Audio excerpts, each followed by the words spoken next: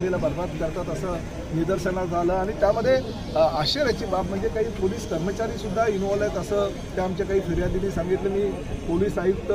ज्यांनी आता कालच चार्ज घेतलाय निकेत कौशिक, कारण शेवटी त्यांनाही हे शहर समजायला वेळ लागेल, त्यामुळे कुणाला मी दोष देत नाही, परंतु या शहरामध्ये ड्रग्स माफिया जर एवढ्या मोठ्या प्रमाणात येत असतील आणि पूर्ण तरुण पिढी जर बदनाम होत असेल, बदनाम जर करत असतील, त्या तरुण पिढीला बर्बाद करण्याचं जर षडयंत्र काही गुन्हेगारांनी केलं असेल तर त्यांच्यावर कडक कारवाई करण्याचे आदेश मी दिले। सिनियर पोलीस इन्स्पेक्टरना मी ताबडतोब सांगितलं की जे फिर्यादी आहेत ज्यांची फिर्याद घेतली गेली नव्हती 10 दिवसापूर्वी त्यांची ताबडतोब फिर्याद घ्या आणि फिर्याद घेऊन